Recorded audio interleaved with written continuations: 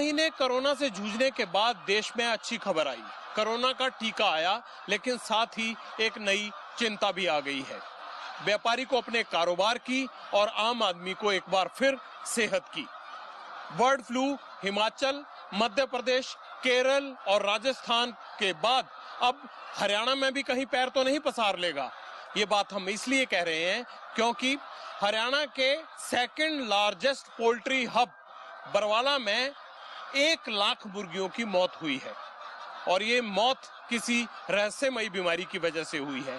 ये bird flu है या नहीं, अभी ये तय नहीं हुआ है, क्योंकि मरी हुई मुर्गियों के जो सैंपल लैब में भेजे गए हैं उसकी रिपोर्ट आनी बाकी है।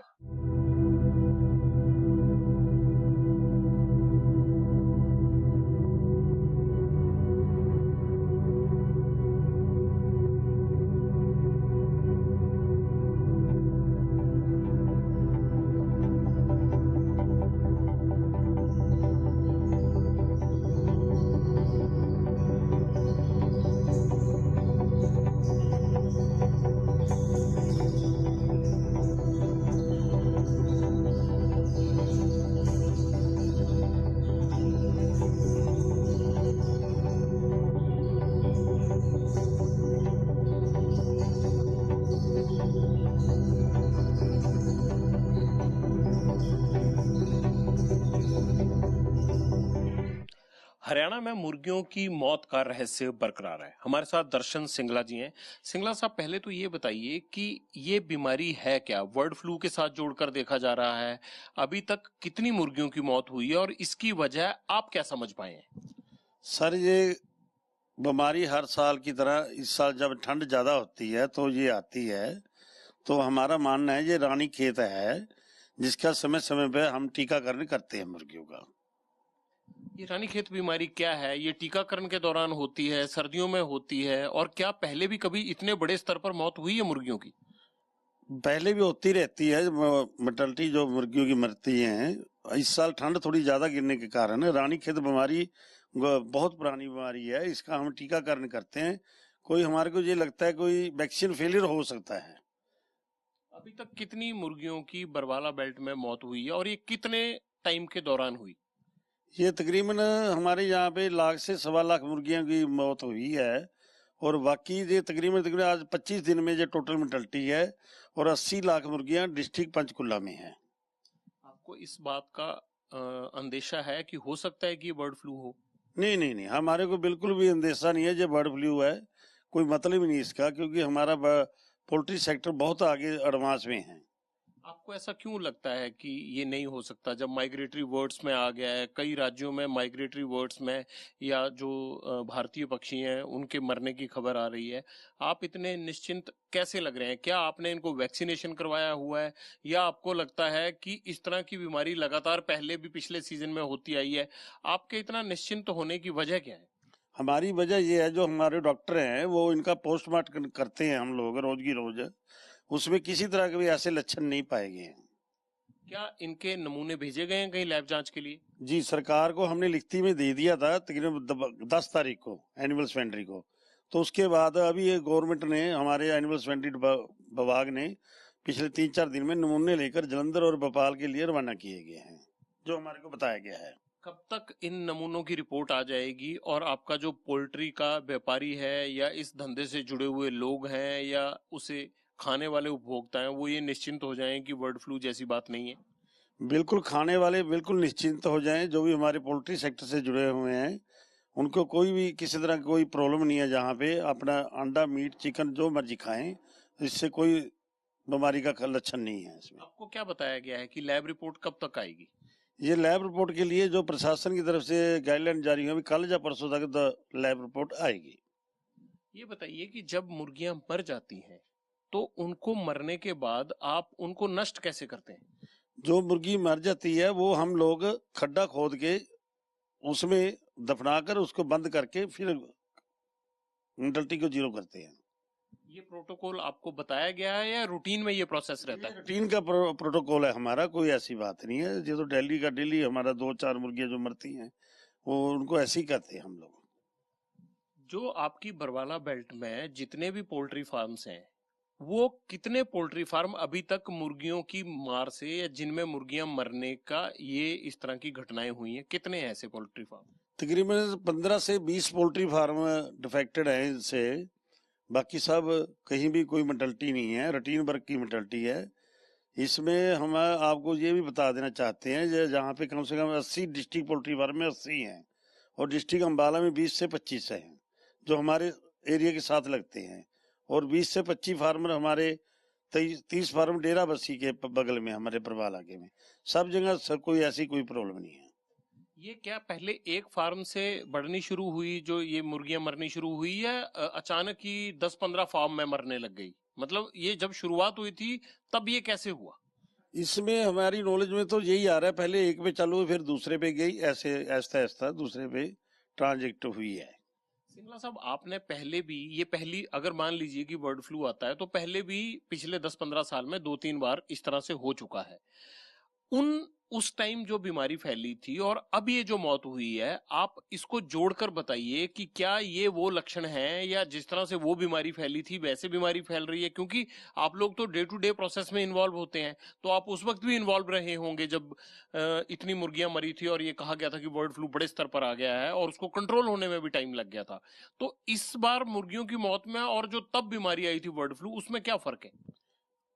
उस समय हमारे बरवाले में कोई भी मुर्गियों की मौत नहीं हुई थी, उसका इसके साथ कोई लिंक नहीं है।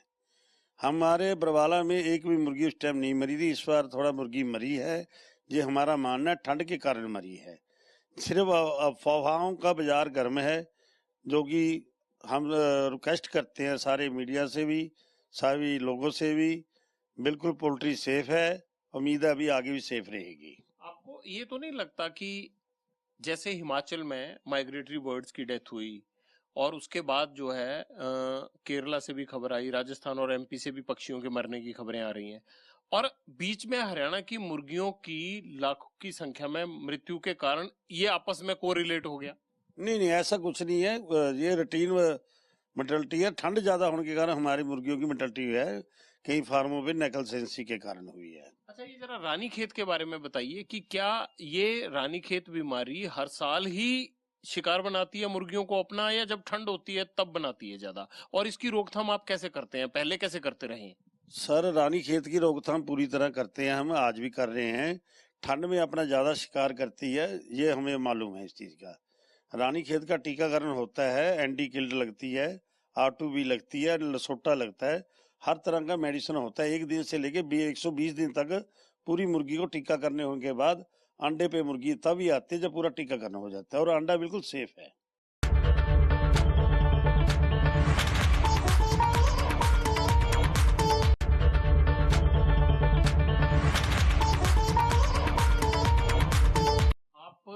क्या आपने ये मुर्गियों की मृत्यु के बाद आप सब लोग जितने भी पोल्ट्री फार्म मालिक हैं, आप लोग क्या अब ये टीकाकरण आपने शुरू करवा दिया है या पहले से ही जारी था?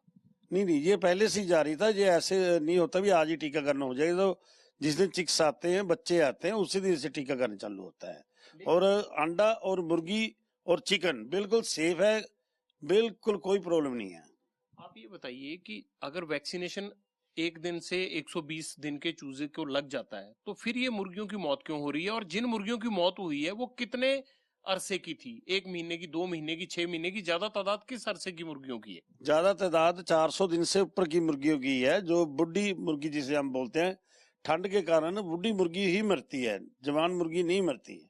जैसे हम इंसान में भी देखते हैं, सर्दियों में बुजुर्ग हमारे ज्यादा डेथ कैजुअलिटी होती है, तो इसीलिए मुर्गियां भी ऐसी डेथ होती है। क्या माइग्रेटरी बर्ड्स अगर मान लीजिए पोल्ट्री फार्म्स के ऊपर से गुजरते हों या पोल्ट्री फार्म के आसपास दाना वगैरह चुगते हों तो उससे ये बीमारी मुर्गियों में आने का अंदेशा रहता है?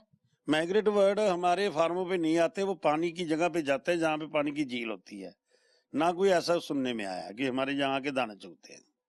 वैसे क्या पोल्ट्री फार्म का बिजनेसमैन जो है वो घबराया हुआ है इस पूरी बीमारी के कारण और जो मौजूदा हालात चल रहे हैं उससे? ऐसा है सर, देखिए चिंता तो होती है ना हर एक को अपने बिजनेस की, क्योंकि पहले तो हमारे को लॉकडाउन में बहुत पोल्ट्री का नुकसान हुआ है।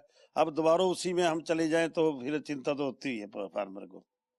गवर्नमेंट की तरफ से कोई मदद मिल रही हो आपको? अभी तक तो कोई मदद नहीं, अगर मदद कोई मिलेगी तो हम जरूर लेंगे। कोई अगर जरूरत होगी, मदद हमारी करती है गवर्नमेंट, पहले भी हरियाणा गवर्नमेंट हमारी मदद करती रही है, आज भी करेगी हमारी मदद। आप 25 दिन से इस मुर्गियों की बीमारी से आप लोगों को दो चार होना पड़ रहा है, तो आपने इन 25 दिनों में अगर सरकार को बता दिया था तो उनके सैंपलिंग में या दोबारा सैंपलिंग में या उनके पोस्टमार्टम में इन तमाम चीजों में या बीमारी का पता लगाने के लिए प्रयास हो रहे हैं? हाँ, बिल्कुल प्रयास कर रही है गवर्नमेंट। गवर्नमेंट के साथ हम पूरा हेल्प कर रहे हैं, हर तरह की हम मदद कर रहे हैं गवर्नमेंट की। हमारी तरफ से गवर्नमेंट को पूरी मदद मिलेगी, हम गवर्नमेंट के सरकार के साथ हैं।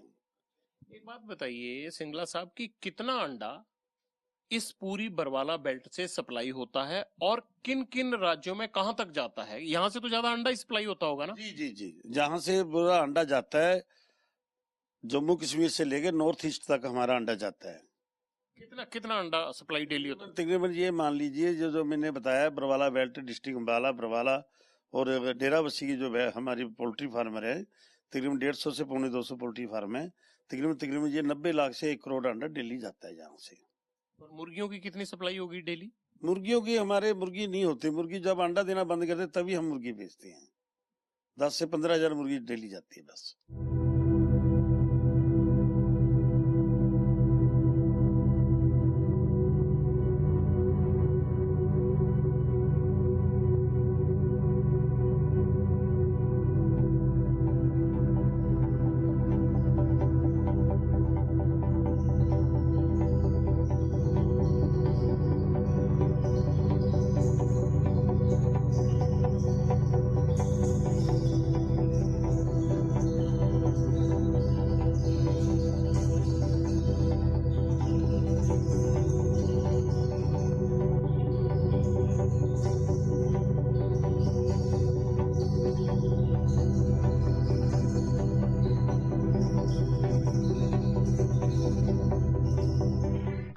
क्या ये बर्ड फ्लू से हुई मौत या फिर रानीखेत बीमारी की वजह से, जो आमतौर पर सर्दियों में होती है? इसको लेकर अपनी अपनी तरह के कयास लगाए जा रहे हैं, लेकिन चिंता दोनों को है, व्यापारियों को भी और आम लोगों को भी।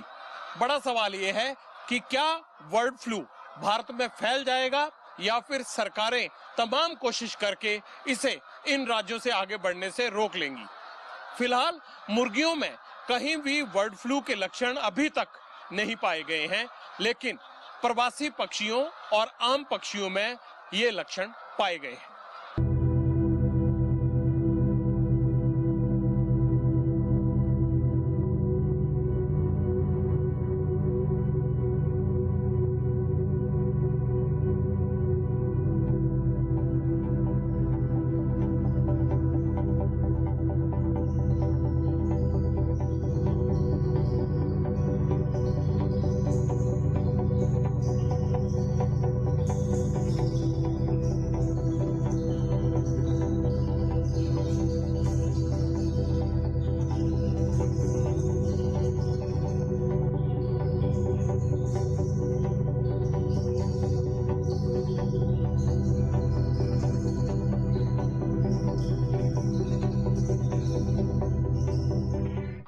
हरियाणा का पंचकुला और अंबाला जिला, जबकि पंजाब का मोहाली, इन तीनों के जंक्शन पर बरवाला पोल्ट्री हब है और देश की सेकंड लार्जेस्ट पोल्ट्री हब है। इसका अंदाजा यहां से लगाया जा सकता है कि रोजाना इस बेल्ट से 1 करोड़ से ज्यादा अंडा जम्मू कश्मीर से लेकर नॉर्थ ईस्ट तक सप्लाई होता है और इस कारोबार से तकरीबन 200 बड़े व्यापारी जुड़े हुए हैं, जो रोजाना इस अंडे को इन पोल्ट्री फार्म से उठाकर नॉर्थ ईस्ट और जम्मू कश्मीर तक पहुंचाते हैं। इस पूरे कारोबार से तकरीबन 1 लाख आदमियों का रोजगार जुड़ा हुआ है और इससे सरकार को भी जीएसटी के रूप में करोड़ों रुपए मिलते हैं।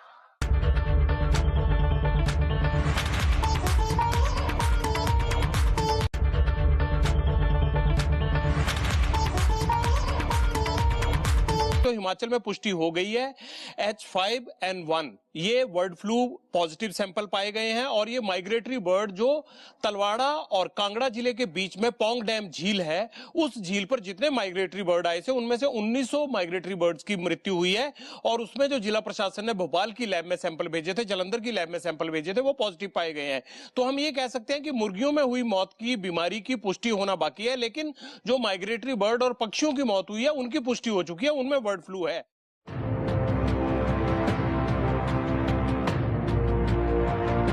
देश ਵਿੱਚ ਕਰੋਨਾ ਮਹਾਮਾਰੀ ਦਾ ਖਾਤਮਾ ਹੋਇਆ ਨਹੀਂ ਕਿ ਹੁਣ ਨਵਾਂ ਖਤਰਾ ਆ ਚੁੱਕਿਆ ਹੈ।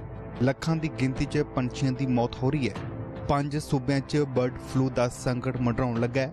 ਰਾਜਸਥਾਨ, ਮੱਧ ਪ੍ਰਦੇਸ਼, ਗੁਜਰਾਤ, ਹਿਮਾਚਲ ਅਤੇ ਕੇਰਲ ਵਿੱਚ ਹਜ਼ਾਰਾਂ ਪੰਛੀਆਂ ਦੀ ਮੌਤ ਨੇ ਚਿੰਤਾ ਵਧਾ ਦਿੱਤੀ ਹੈ। ਕੁਝ ਥਾਵਾਂ ਤੇ ਮਾਰੇ ਗਏ ਪੰਛੀਆਂ 'ਚ ਬਰਡ ਫਲੂ ਦੀ ਪੁਸ਼ਟੀ ਵੀ ਹੋ ਚੁੱਕੀ ਹੈ। ਯਾਨੀ ਕਿ ਇੱਕ ਪਾਸੇ ਕਰੋਨਾ ਸੰਕਟ ਦੇ ਨਾਲ ਨਿਪਟਣ ਦੇ ਲਈ ਵੈਕਸੀਨੇਸ਼ਨ ਦਾ ਕੰਮ ਚੱਲ ਰਿਹਾ ਹੈ ਤਾਂ ਦੂਸਰੇ ਪਾਸੇ ਬਰਡ ਫਲੂ ਨੇ ਪ੍ਰਸ਼ਾਸਨ ਅਤੇ ਸਿਹਤ ਵਿਭਾਗ ਦੇ ਕੰਨ ਖੜੇ ਕਰ ਦਿੱਤੇ ਨੇ। ਸਭ ਤੋਂ ਵੱਡੀ ਚਿੰਤਾ ਦੀ ਗੱਲ ਇਹ ਹੈ ਕਿ ਦੋਵਾਂ ਬਿਮਾਰੀਆਂ ਦੇ ਲੱਛਣ ਕਾਫੀ ਹੱਦ ਤੱਕ ਮਿਲਦੇ ਜੁਲਦੇ ਹੈ। ਹਿਮਾਚਲ ਪ੍ਰਦੇਸ਼ ਦੇ ਕਾਂਗੜਾ ਜ਼ਿਲ੍ਹੇ ਵਿੱਚ ਸਥਿਤ ਪੌਂਗ ਡੈਮ ਖੇਤਰ ਵਿੱਚ ਬਰਡ ਫਲੂ ਨੇ ਦਸਤਕ ਦਿੱਤੀ ਹੈ। ਇੱਥੇ ਪ੍ਰਵਾਸੀ ਪੰਛੀਆਂ ਦੀ ਮੌਤ ਤੋਂ ਬਾਅਦ ਜਾਂਚ ਦੇ ਲਈ ਭੇਜੇ ਗਏ ਸੈਂਪਲ ਦੀ ਰਿਪੋਰਟ ਵਿੱਚ ਬਰਡ ਫਲੂ ਦੀ ਪੁਸ਼ਟੀ ਹੋ ਚੁੱਕੀ ਹੈ।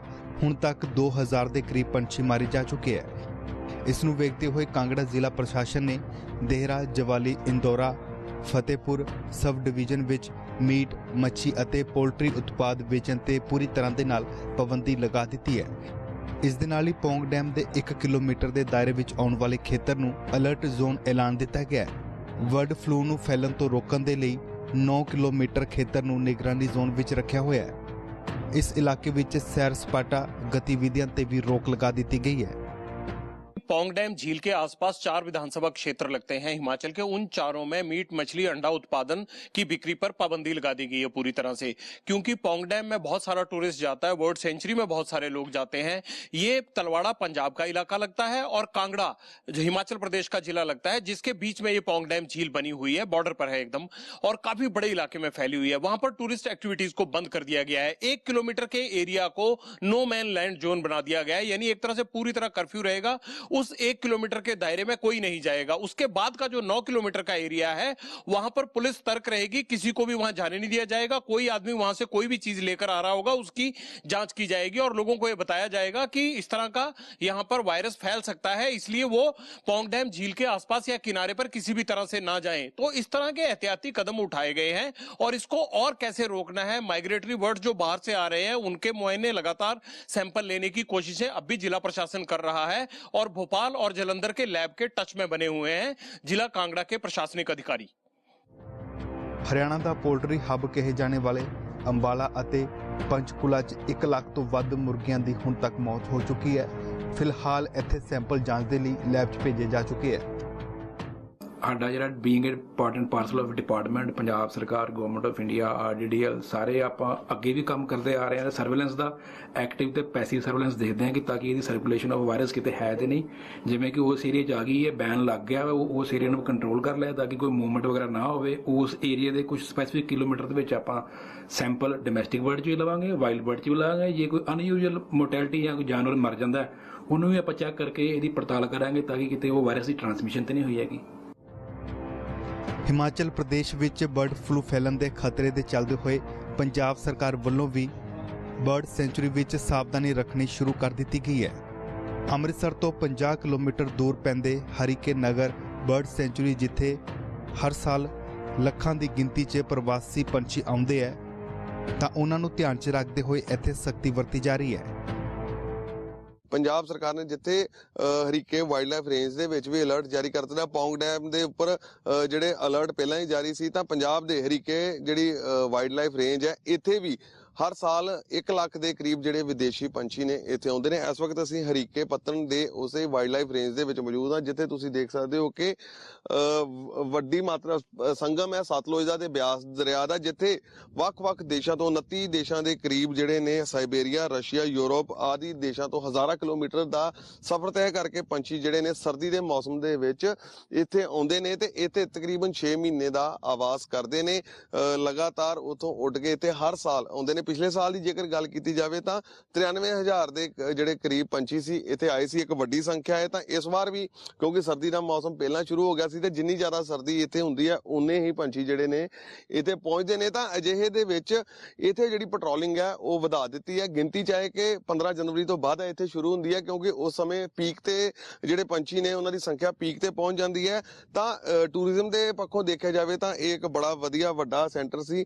ਪੰਜਾਬ ਦੇ ਜਿਹੜੇ ਮੰਤਰੀ ਨੇ ਜੰਗਲਾਤ ਮਹਿਕਮੇ ਨਾਲ ਸੰਬੰਧਿਤ ਸਾਧੂ ਸਿੰਘ ਧਰਮਸੋਤ ਉਹ ਵੀ ਇੱਥੇ ਹੋ ਕੇ ਗਏ ਸਨ। ਦੱਸ ਦੇਣਾ ਚਾਹੁੰਦੇ ਹਾਂ ਕਿ common coot, bar headed geese, greylag geese, brown headed gull, Pallas's gull, northern shoveler, northern pintail, common teal, marsh harrier, osprey ਤੇ ਰੂਡੀ ਸ਼ਲਡਰ ਨਾਮ ਦੇ ਜਿਹੜੇ ਪੰਛੀ ਨੇ ਜਿਹੜੇ ਇੱਥੇ ਪਹੁੰਚਦੇ ਨੇ। ਤੇ ਹਰ ਸਾਲ ਜਿਹੜੀਆਂ ਇੱਥੇ ਟੀਮਾਂ ਆਉਂਦੀਆਂ ਨੇ WWF ਦੇ ਸਹਿਯੋਗ ਦੇ ਨਾਲ ਭਾਰਤ ਦੀਆਂ ਜਿਹੜੀਆਂ ਟੀਮਾਂ ਨੇ ਇੱਥੇ ਪਹੁੰਚਦੀਆਂ ਨੇ। ਬਕਾਇਦਾ ਤੌਰ ਤੇ ਇੱਥੇ ਉਹਨਾਂ ਦੀ ਪਿਕਚਰਾਈਜੇਸ਼ਨ ਕੀਤੀ ਜਾਂਦੀ ਹੈ, ਸਰਚ ਕੀਤੀ ਜਾਂਦੀ ਹੈ ਤੇ ਹਰ ਸਾਲ ਜਿਹੜੇ ਪੰਛੀਆਂ ਨੂੰ ਪਿਆਰ ਕਰਨ ਵਾਲੇ ਨੇ ਇੱਥੇ ਲੋਕ ਆਉਂਦੇ ਨੇ ਤੇ ਬਕਾਇਦਾ ਸਰਚ ਇੱਥੇ ਕੀਤੀ ਜਾਂਦੀ ਹੈ। ਤਾਂ ਇਸ ਵਾਰ ਅੱਜ ਅਸੀਂ ਇੱਥੇ ਆਏ ਹਾਂ ਬਾਰਿਸ਼ ਦੇ ਮੌਸਮ ਦੇ ਵਿੱਚ ਵੀ ਇੱਥੇ ਜਿਹੜੀਆਂ ਵਾਈਲਡ ਲਾਈਫ ਰੇਂਜ ਵੱਲੋਂ ਇੱਥੇ ਪੈਟਰੋਲਿੰਗ ਕੀਤੀ ਜਾ ਰਹੀ ਸੀ।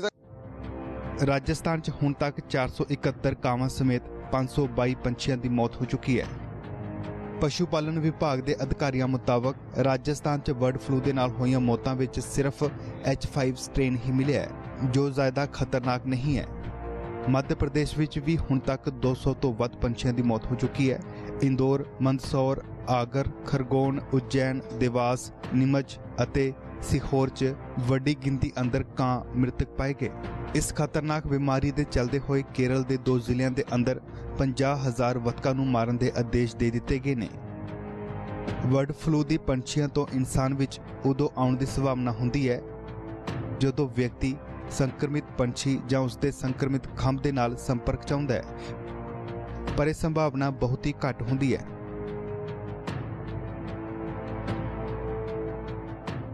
सबसे पहले लैब की वो रिपोर्ट आ जाए जिसके नमूने भेजे गए हैं भोपाल और जालंधर के लैब में। जब लैब की रिपोर्ट आएगी उसके बाद ये माना जाएगा कि पिछले 1 महीने के अंदर अंदर जो 1 से 1.5 लाख मुर्गी की मौत हुई है क्या उसकी वजह बर्ड फ्लू है या कोई और कारण है। क्योंकि 2 तरह की बातें चल रही हैं। हरियाणा में एक रानीखेत नाम से देसी बीमारी भी आती है। जब जो वैक्सीनेशन यूज किया जाता है उस वैक्सीनेशन में कोई प्रॉब्लम आती है तो रानीखेत नाम से एक बीमारी होती है। तकरीबन 35 साल से ये बीमारी मुर्गी पालकों के बीच में जानी जाती है। तो क्या ये रानीखेत है या बर्ड फ्लू है, इसकी पुष्टि लैब से होगी।